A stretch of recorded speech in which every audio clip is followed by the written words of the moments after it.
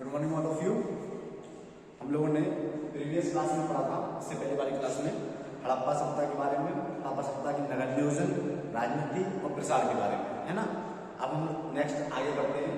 हम लोग आते हैं मूर्तिकला, चित्रकला, धर्म और समाज के बारे में कि उस समय पर किस तरीके से क्रिएटिविटी बढ़ रही थी लोगों के अंदर। क्योंकि जब कोई सभ्यता का विकास होता है, ना केवल वह सभ्यता वहाँ के लोगों से जानी जाती है, बल्कि वहाँ पर लोगों के द्वारा किए जाने वाले क्रियाकलापों, वहाँ पर उनके मनोरंजन और उसके समाज के स्ट्रक्चर के बारे में भी हमें जानना जरूरी होता है ना।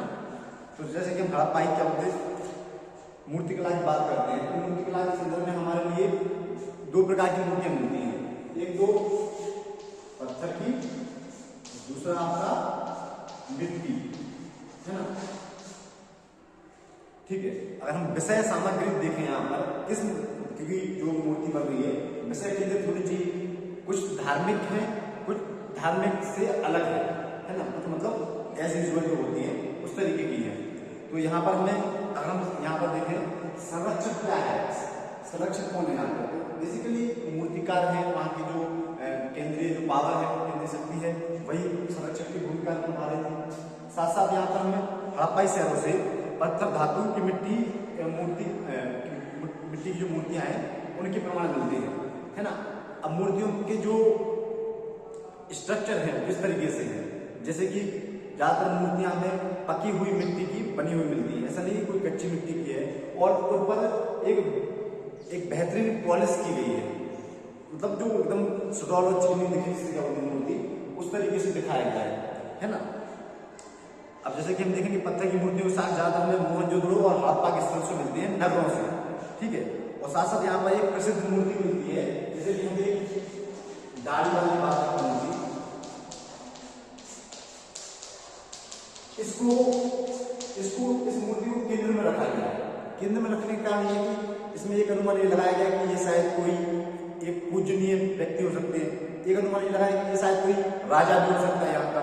तो इस मूर्ति को ज्यादा तवज्जो दी गई हड़प्पा सभ्यता के साइज की बात करें, तथा व्यक्ति को वस्त्र ओढ़े हुए, ये जो बूढ़ा व्यक्ति है वस्त्र ओढ़े हुए, साल लपेटे हुए, इस तरीके से इसको दिखाया गया है ना।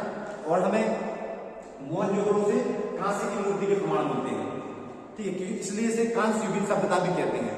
किसी सभ्यता को वहां के स्थल से बताया जो सोर्स है उसके बारे में जो जानकारी मिल रही है उसके नामकरण भी उस तरीके से कर दे रहे हैं, है ना।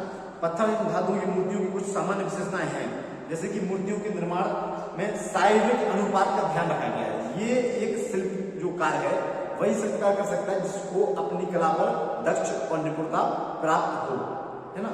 तो यहाँ पर हमें दिखाई पड़ रहा है कि मूर्तियां हैं वेल स्ट्रक्चर बनी हुई है ना। उसके साथ साथ इन पर थोड़ा सा अलंकरण भी किया गया है, अलंकरण भी किया गया है। अलंकरण का मतलब सजावट तरीके से दिखाया जाना, है ना। अलंकरण भी किया गया है। कांस्य की मूर्तियों का निर्माण एक मोम विधि, आज आप लोगों ने देखा होगा कि हम लाख की जो मूर्तियां बनती हैं या मोम की मूर्ति बनती है तो एक स्ट्रक्चर होता है, उसमें मोम का स्ट्रक्चर होता है, उसमें हम गर्म खांच डाल देते हैं, वो पिघल के बाहर निकल जाता है और शेप ले लेता है ना। इस तरीके की जो विधि थी ये हड़प्पा सभ्यता में प्रयोग की जाने लगी थी। ये आप लोगों के लिए इंपॉर्टेंट पॉइंट है, ये याद रखना। ये विधि कोई नई नहीं है, ये कम से कम 4-5 हजार साल पुरानी विधि है जो कि हम आज यूज कर रहे हैं, है ना, एज यूजुअल। साथ साथ में मूर्तियों में कुछ लौकिक अलौकिक जो प्रमाण है उसके भी प्रमाण मिलते हैं। हड़प्पा में विभिन्न शहरों में बड़ी संख्या में मिट्टी की मूर्तियां मिलती हैं। मिट्टियों की मूर्ति के साथ साथ हमें यहाँ पर महिलाओं की भी मूर्तियां मिल रही हैं, जैसे कि नृत्य करती हुई महिला, है ना, कोई काम करती हुई महिला, तो ये हमें यहाँ पर मिल रही है। फिर मिट्टी की एक खिलौना गाड़ी मिल रही है, मिट्टी के बर्तन भांडे जो है पॉलिश, वेल पॉलिश पक्की मिट्टी के बने हुए, ये हमें इस समय पर प्राप्त हो रहे हैं, ठीक है। ये हमें थोड़ा सा ध्यान रखना है कि जो सुराही विधि है, ठीक है, उसके जो प्रमाण है ये जो हम कहते हैं टेराकोटा पेंटिंग, ठीक है, उसके आधार पर बनी हुई है और उसमें कलाकृतियां भी बनी हुई है, ऐसा नहीं है, ठीक है। हम देखें सजावट तरीके से तैयार किया गया है ना। इसी के साथ साथ हम आते हैं हड़प्पा कालीन चित्रकला के ऊपर।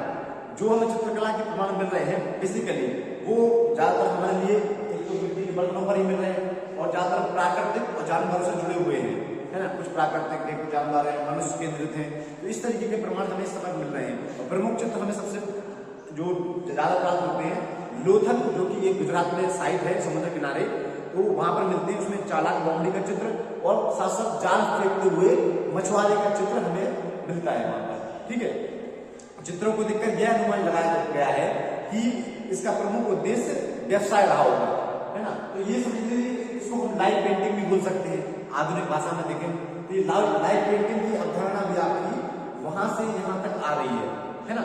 इस चीज को आप लोगों को बिल्कुल ध्यान रखना है कि इसके साथ साथ हम आपने थोड़ा सा चित्रकला के साथ साथ धर्म के ऊपर कि धर्म क्या था। देखिए बेसिकली जो शुरुआती धर्म है वह कोई देवी देवता इत्यादि पर नहीं है।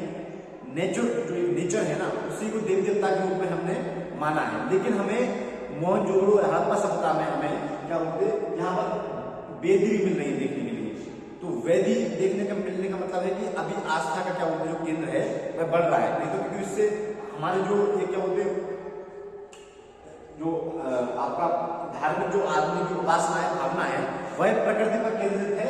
प्रकृति में आपका क्या होता है, सूर्य, चंद्रमा, है ना, प्राकृतिक पेड़ पौधे, इन्हीं को तो आज भी लोग पूछते हैं। सूर्य देवता की पूजा करते हैं, चंद्र देवता की पूजा करते हैं, है ना, अग्नि देवता की पूजा करते हैं। तो ये जो सारी चीजें हैं हमें यहाँ पर दिखाई पड़ रही है। ठीक है, साक्ष्यों की कमी है थोड़ी सी, लिपि को नहीं पढ़ा जा सका, इसलिए हम बेहतर तरीके से नहीं कह सकते कि क्या रहा होगा। लेकिन इतना जरूर है कि कोई सभ्यता है तो धर्म के बिना उसका विकास नहीं हो सकता।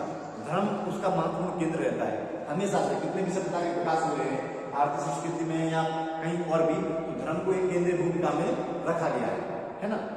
इसके साथ साथ हमने कुछ हड़प्पाई समाज में देवी देवता की पूजा प्रचलन में थी। हड़प्पा से हमें कुछ देवी के गर्भ से, ठीक है, गर्भ से पेड़ पौधे, पेड़ मतलब समझ, यहाँ पर माँ जो धरती की हम बात करते हैं, धरती माँ की, उसकी अवधारणा देखने को मिल रही है। मतलब उसके गर्भ से पेड़ की उत्पत्ति हुई दिखाई पड़ रही है। तो मतलब ये समझ लीजिए कि जो ये हमारी धरातल है, धरती है, इसको एक जननी के रूप में देखा गया है, जगत जननी के रूप में, और प्रकृति को उसकी संतान के रूप में देखा गया है ना। तो ये प्रमाण हमारे लिए यहाँ पर मिलते हैं। मतलब पृथ्वी की आराधना यहाँ पर की जाती थी, है ना। ये आपको ध्यान रखना है कि मातृ पूजा यहाँ पर की जाती थी, वही पृथ्वी के रूप में। ठीक है, मोहनजोदड़ो की मोहर से योगी की मुद्रा में बैठे हुए विभिन्न पशुओं से घिरे हुए एक दाढ़ी वाले बाबा की जो एक देवता है उनकी मूर्ति मिलती है। तो जॉन मार्शल जो कि एक आपके पुरातत्ववेत्ता है, उन्होंने इसके लिए क्या बोलते हैं एक शायद भगवान के रूप में भी प्रदर्शित किया या राजा के रूप में प्रदर्शित किया। ये हमें यहाँ पर प्रमाण इस समय पर दिखाई पड़ते हैं।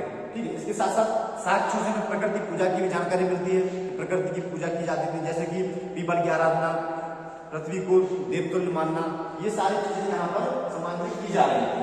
ठीक है, समाज में अंधविश्वास का भी प्रचलन था। बड़ी मात्रा में हमें ताबीजों के, मन के वस्तुओं के साक्ष्य में जो क्या है कि जो शब्दा मतलब जो आदमी वहां पर जलाया जा रहा है, ठीक है, जलाने के प्रमाण नहीं मिल सकते।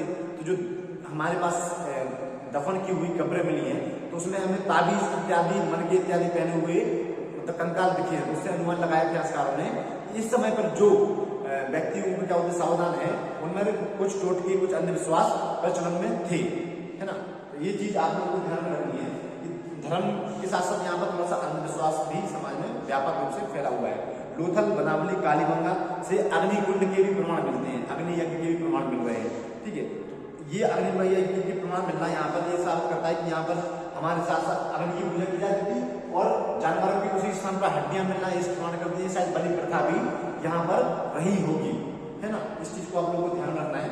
साथ साथ हड़प्पाई समाज में अंतिम संस्कार की भी अलग अलग विधियां हैं। अंतिम संस्कार में जोड़ी के साथ भी कब्रें मिली हुई हैं, जानवरों के साथ भी इंसानों की कब्रें मिली हुई हैं। इससे यह अनुमान लगाया गया है कि जो उस समय पर एक अंतिम संस्कार की जो पद्धतियां थी, अलग अलग तरीके से लोगों को उनकी जो आस्था है, उनकी जो उनके बिलीफ है, उनके विश्वास है, उसके साथ उनको श्रद्धाएं किया जा रहा है ना।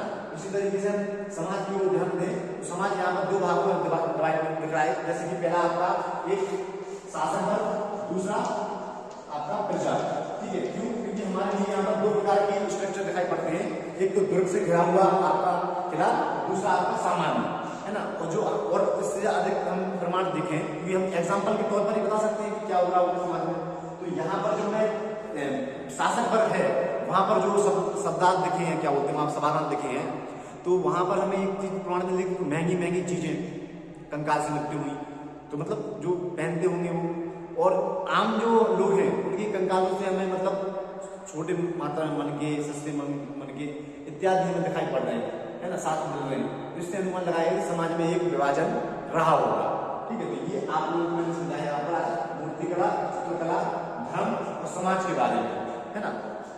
समाज के बारे में थोड़ा सा और हम विस्तृत तरीके से बात करेंगे। ठीक है, कि इसमें क्या क्या था, महिलाओं की स्थिति क्या थी समाज में, और भी शासक वर्ग कैसे रह रहा था, इसको हम नेक्स्ट लेक्चर में करेंगे।